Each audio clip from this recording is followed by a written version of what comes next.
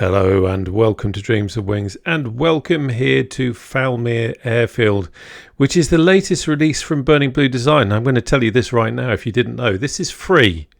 Yes, this is free.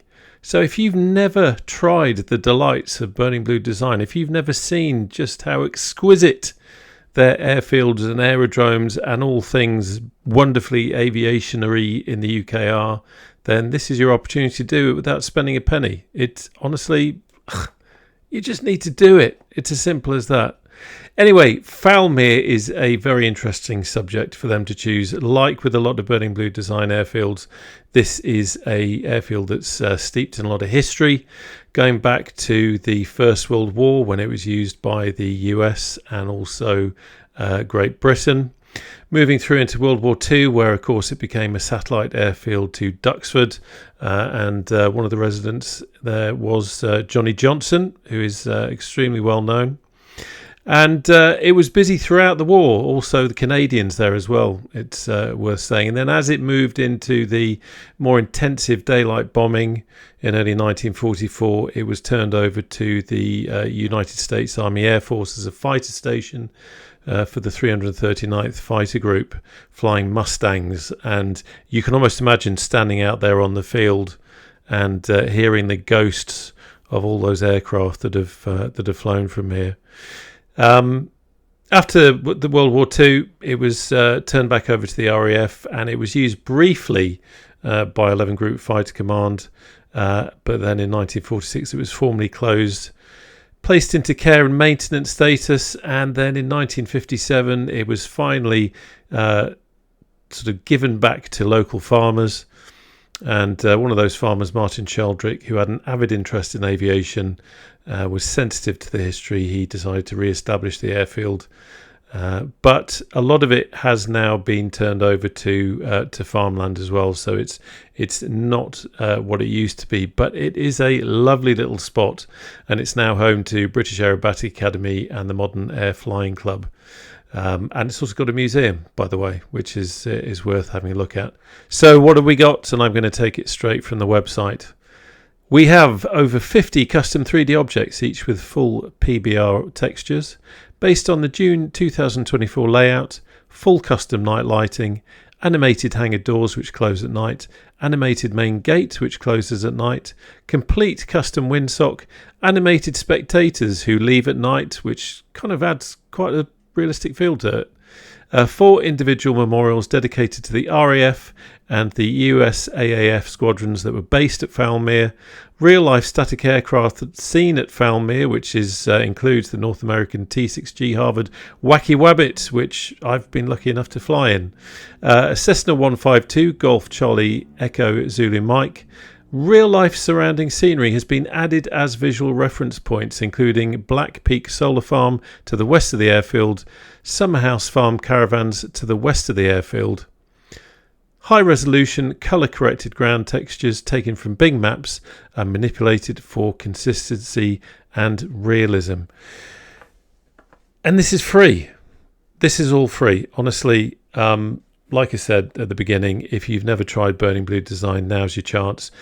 If you love flying GA, if you love flying warbirds, if you love flying helicopters, this is another kind of jewel in the crown. You can fly from here, as we're going to in this video, actually, in the Spitfire. You can fly from here to a number of other airfields and have a really nice realistic start and a nice realistic finish. So as I said, we are going to be taking the Spit. We're going to be taking Sim Gilder here, which is a special aircraft. I'll talk a bit more about that in the future. And also we're going to be testing the wonderful AuthentiKit Trim Wheel Combo that I built in the last video. If you didn't see that, I'll put a link down to that below, and we'll talk about it when we get in the air.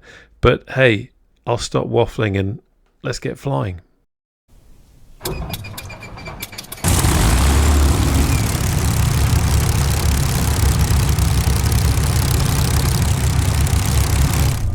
Right, here we go. Let's get taxiing out. That's the important thing. We don't want to mess around on the ground here, overheating the old girl. Now, first thing you might notice is the camera is a little bit different. I'm now using a Tobii Eyetracker. I decided that I wanted to give it a go. Two main reasons. One, so I didn't have to put up a blackout blind, because I've got a window to my right that always seems to affect traditional eye tracking. And secondly, it was kind of cool not having to keep recharging batteries for my other unit. So I thought I'd give it a go. If I'm completely honest, I'm still not 100% convinced. I'm still getting used to it. It doesn't feel quite as precise, so I'm trying different settings to see how that works. But I mean, it kind of does what I want it to do. But if I look over there, you see how wobbly that is. It's moving around. It's having difficulty tracking my face. It's not the most beautiful face. Maybe that's part of it. Maybe it's a little bit scared of my face, but it's not quite as sharp in terms of locating. Now there's plenty of settings that you can use, and I'm just playing with those as I go. And some people have actually been really helpful with getting that right. But we will get there in the end. I think the main thing is, it's quite handy. But things like, the 6 degrees of freedom aren't quite what they were with traditional head tracking. But I'm getting used to it. You see the way the head was bobbing up and down now. I think that's as I'm talking to you, and as I'm expressing my face, it sometimes interprets that as movements. But maybe I'm just really ugly. Anyway, wind is 6 knots from 270, so we're going to turn up this way and backtrack on the runway. I have got no AI on, and I'm not on multiplayer, so I'm not expecting to get an F-35 up the chuff, but always worth having a look just as well. We'll carry on taxiing down here, and then when we get to the end, I'll show you the difference with this AuthentiKit Trim Wheel and the AuthentiKit tuning app, what I have got set up now. Makes life a lot easier. Isn't this gorgeous? This is what it's about. Friday evening, taxiing down the grass runway, beautiful green airfield. My lord, love it. Right, concentrate on what you're doing, fella. Getting a bit carried away there.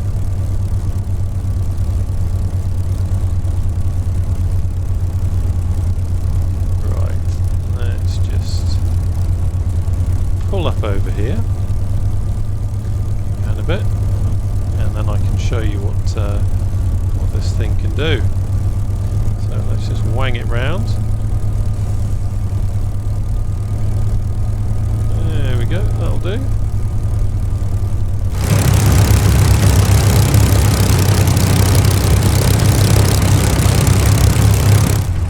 Okay, so let me show you the elevator trim. So we have our wheel in the cockpit, as you can see down here. I'm just whapping that around a little bit, and then you can see that we also have our instrument over here, nose up, nose down. That's our trim position indicator. First thing to say is don't look at the trim wheel, because the trim wheel down there, there is an animation, but it doesn't really correspond to what my physical trim wheel is doing. The important thing to do is to look at the nose up, nose down indicator, and if I start moving the wheel, you can see that very quickly that is responding to my inputs on my physical wheel, on my AuthentiKit wheel, and that is set up so that it actually works the same way as the real thing, which we'll talk a bit about in the future. In a few minutes. We're not going for time travelling, yeah, it's very simple. The great thing is if I move this wheel ever so slightly, and again, as I say, ignore the animation of the wheel, but if I move the wheel ever so slightly, my physical one, I can get those tiny movements of trim. But if I really want to quickly say let's have some trim up, because that's what we're going to do, then off you go, we get it in there. I'll be honest with you, I normally use trim down, but we're going to use trim up because that's what the Battle of Britain Memorial Flight do, and they used AuthentiKit stuff in their simulator, and if it's good enough for them, by God, it's good enough for me. Who am I to argue with the Battle of Britain Memorial Flight? Right, the other thing that I'm going to do, if I can move the camera this way a bit, is I'm going to dial in some rudder trim. I never use rudder trim in the Spit. Now the Battle of Britain Memorial Flight checklist says that you should have full right, so I'm going to keep turning that wheel. One thing I am going to do at some point is set up my rudder trim so I can get a similar quick movement if I need to. But anyway, there we go, turning that, and we are dialing in our rudder trim.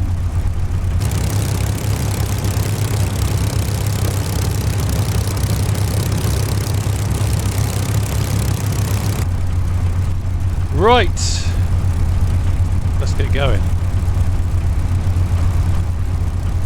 Let's have another quick look around, and this is the bit where I need to concentrate a little bit.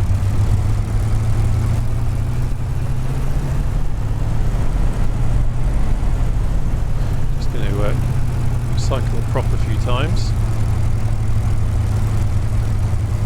You probably couldn't really hear much there, but trust me, I was cycling the prop.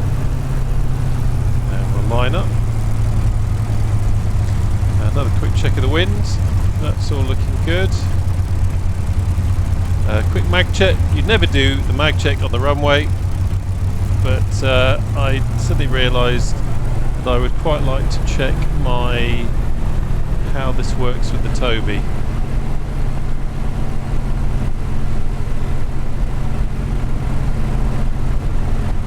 Yeah, that's not too bad.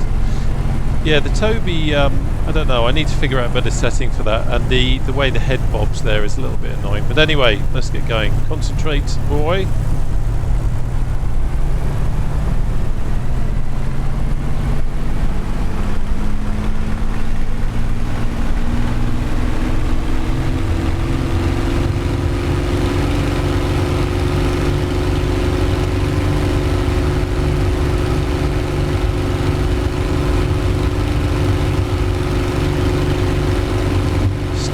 Syndrome there.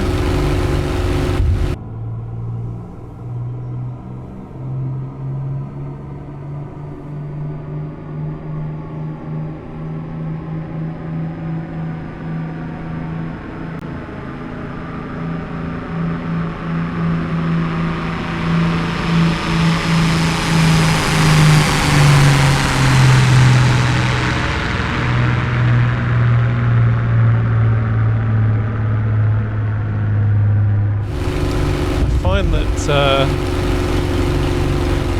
come back on the RPM a little bit. Yeah, I find that the sometimes if one wheel is lifted off slightly before the other one, you get that kind of drastic effect, which can sometimes be interesting. Right, I'm just going to cancel out my rudder trim now. I have to say, it was quite interesting using that rudder trim. It actually felt rather good. So I'm going to start doing that, I think. And we'll just trim the elevator, and then we can have a look at Fowlmere from the air. That's that huge, great solar power farm.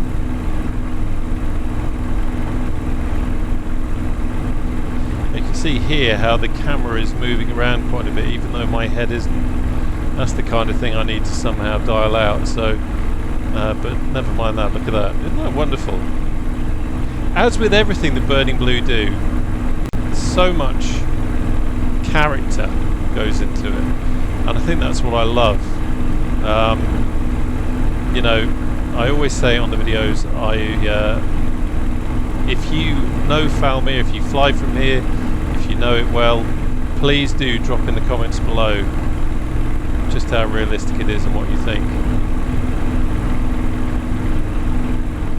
Let's go. Oh, head's popping out. Let me just recenter the tracking there. So it's doing something odd there. I'm looking up and to the right, and the head is doing all sorts of strange things in the sim. But anyway, let's come down here, have a slightly closer look.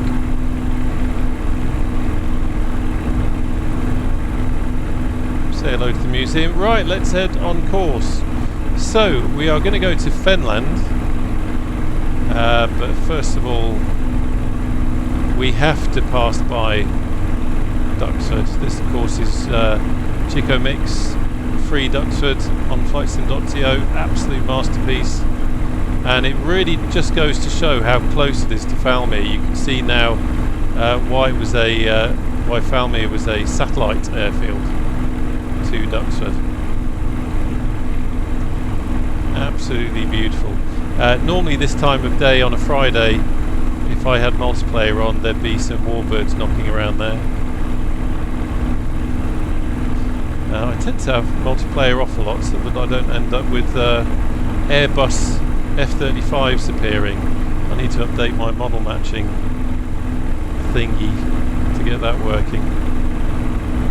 Anyway, there we go. So that's all nice. So we've said hello to Duxford, and now we can head off to Fenland. So this is a nice short hop, but sometimes it's nice doing these Burning Blue videos. It's nice to show more than one piece of their work, because sometimes they're near each other.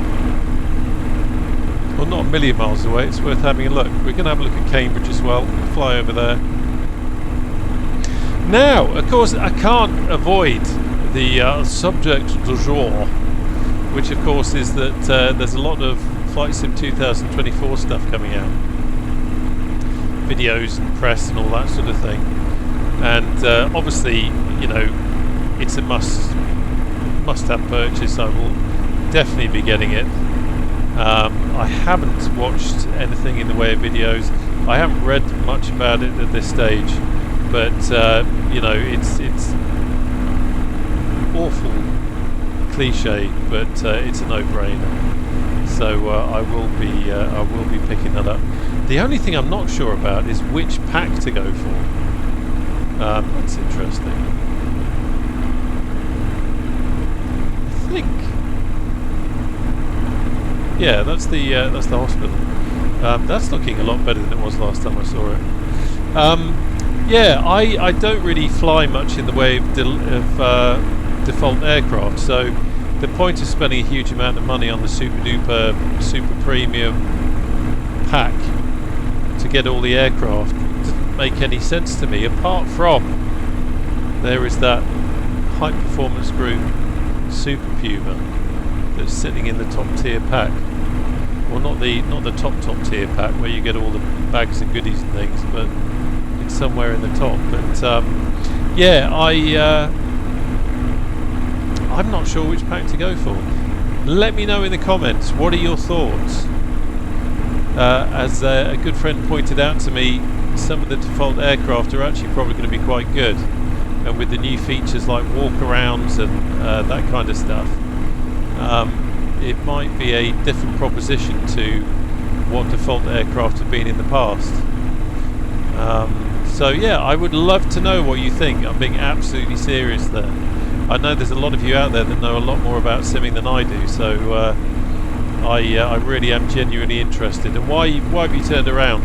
Well, because I meant to say this is Cambridge University down there, so I thought we'd have a quick look at that. There we go.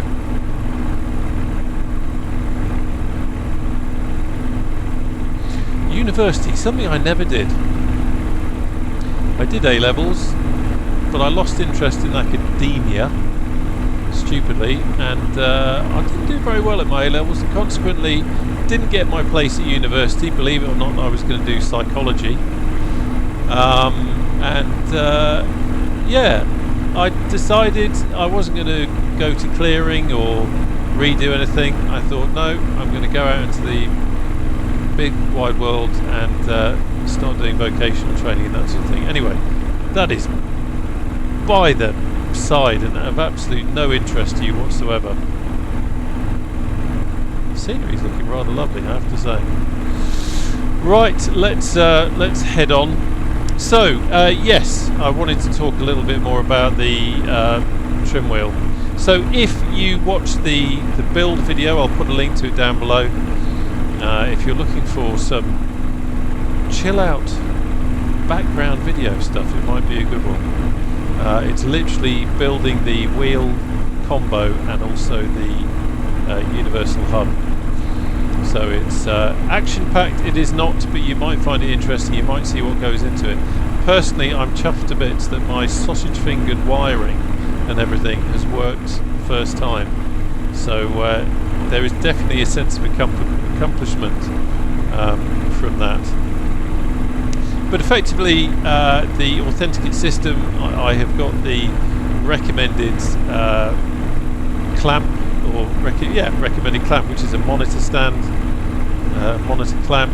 You then get the bits and pieces in the kit to enable you to attach the trim wheel combo to that monitor clamp. It all works beautifully, it all fits beautifully, it's nice and sturdy, and you've got plenty of space on the rig so that you can then add other things like throttle units if you want to in the future. I should also say that for the trim combo thing, Phil and Co are working on an attachment to the combo set which will give you those switches, you know, the radiator flap, pitot heat and the fuel pump. I find it quite difficult to see what the hell the fuel pump is doing, so actually having a physical switch would be great to have that. You see the way the head is bobbing up and down there? I don't know why it's doing that, but that's the kind of thing I want to try and iron out. Probably a sensitivity setting that I need to play with, but because it's a little bit frustrating.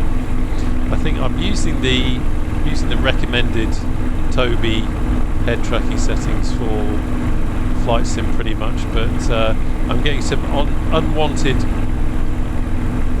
that going on, and also a little bit of the old bobbing in and out going on, which isn't great. So yeah, I've got all that set up. That's doing nicely. I have, just to recap, I've talked about it in videos before, but just to recap, I've got the Leo Bodner board. I've set that up so that everything is working nicely there. Just bear with me. Got it here somewhere, got some useful notes.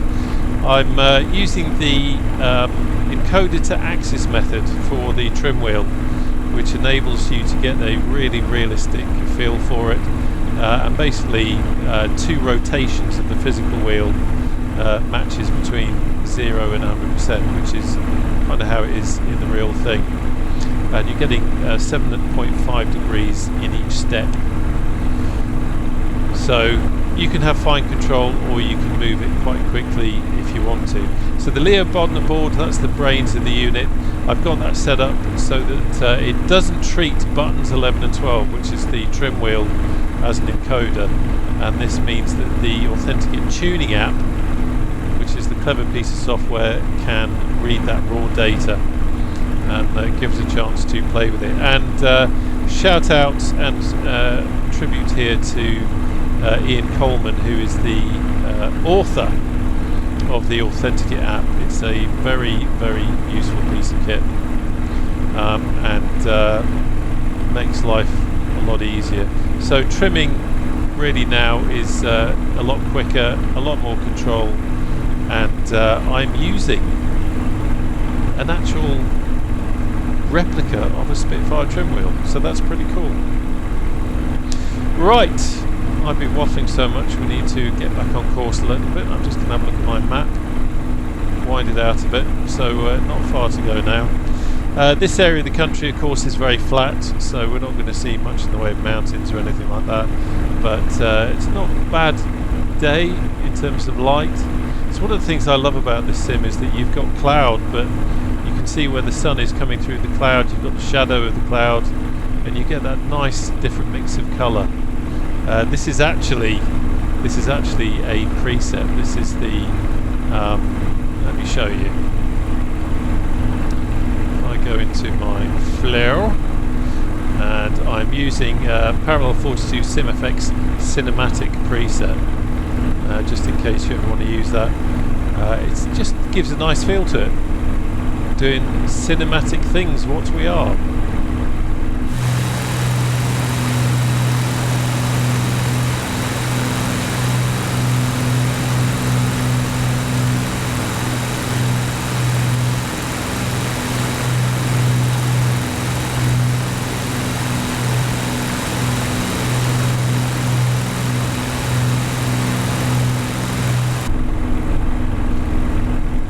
So as I was saying, I said at the start, Gilda is a special aeroplane to me.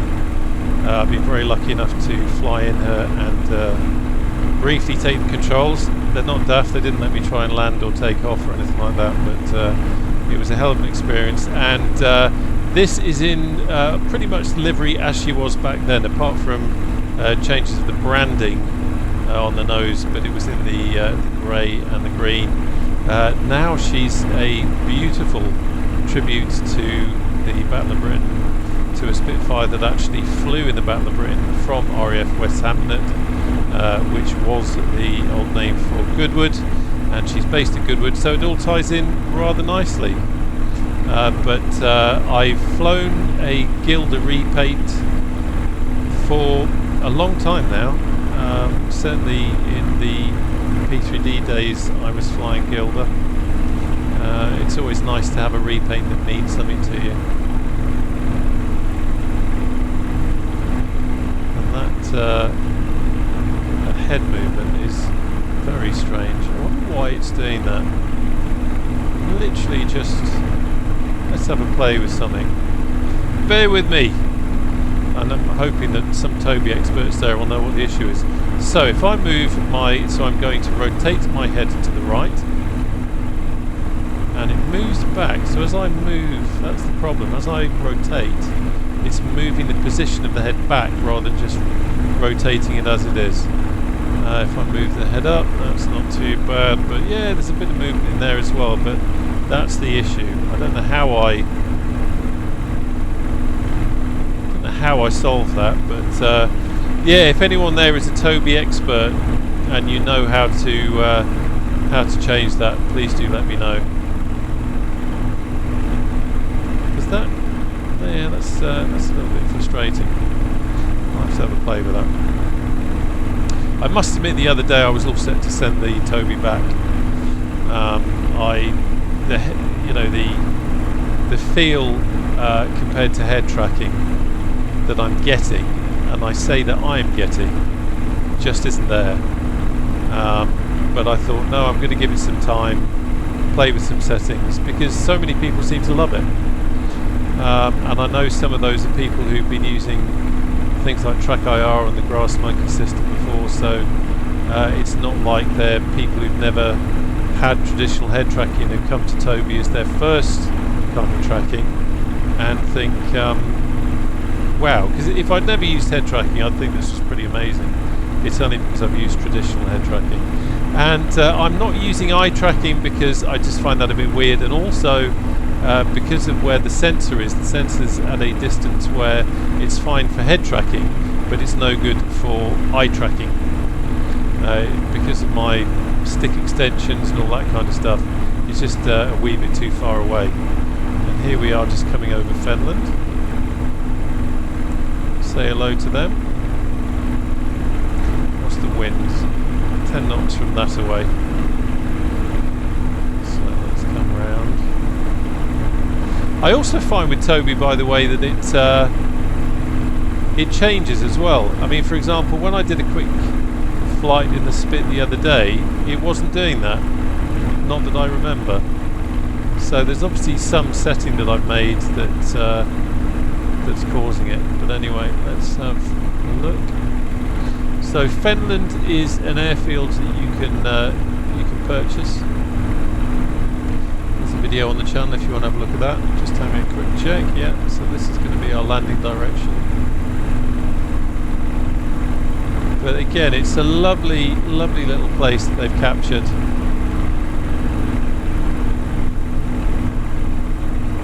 Look at that. So we've got 2 grass runways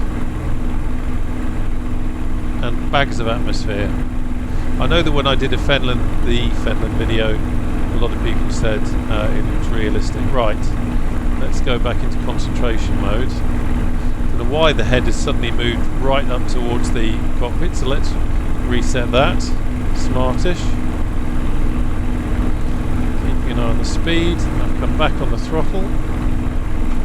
Let's just reset that. Come back. One thing about Fenland is that not the easiest to spot. There we go. Just coming up on the wing there, so I'm just keeping an eye on that. Right, it's back on the throttle.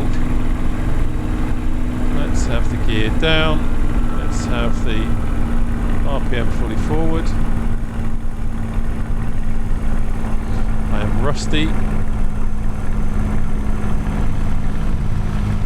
Trying to do too many things at the same time there.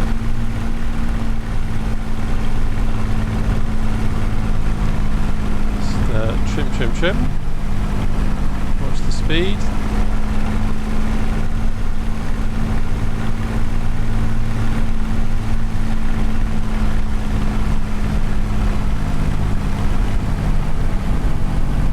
Fast.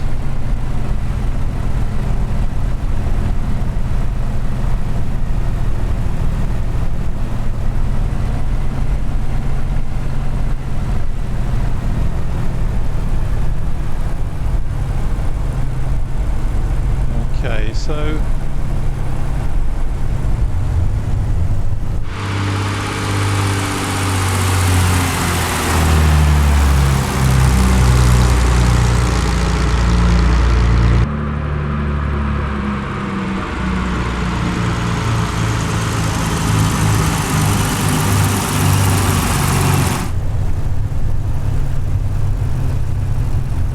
wobbly there. I was too far to the right, so I was trying to correct to come over to the left, and I think oh, it's not bad. I think I overcorrected a tad there, so that won't be the straightest, but still, we're down in one piece. I'm not going to complain. Now, one of the frustrating things about the Orbex mesh, which I have, is that sometimes you still get these bare patches of grass in some places. There's one just there. That's nothing to do with burning blue. That's just unfortunately something that that happens. But anyway, let's keep moving. You can see a little bit there.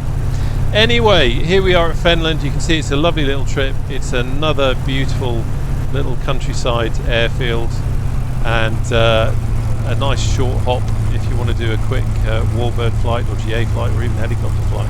Whatever flight you want to do, whatever's your thing, man, just do it. Anyway, I hope you've enjoyed the flight. I certainly have. It's always nice to get in the Spit and do some Spitfiring. Beautiful to see some scenery, and great to give the AuthentiKit Trim Wheel a good old workout there. And as far as the Tobii goes, definitely needs a bit more tweaking. And seriously, if anyone watching this is a Tobii expert, please do let me know what settings you've used. If you've seen this same kind of things that I have, I'd love to know what you think. I actually think what it is I think I've probably got the setting. I think perhaps the default head tracking setting is a little bit too sensitive if you're not using the eye tracking as well. I think that might be what it is, but we'll see. Anyway, just taxiing in now, and it's just beautiful. I mean, how atmospheric and wonderfully lifelike is this?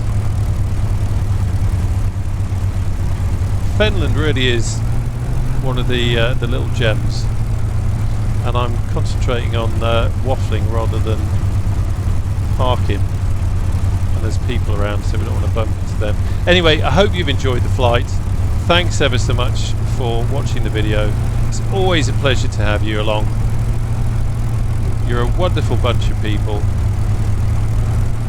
and it's Friday and we're in a Spitfire. Doesn't get much better than that. Anyway, take care of yourselves, and I'll see you again on the channel very soon. Take care now. Bye bye.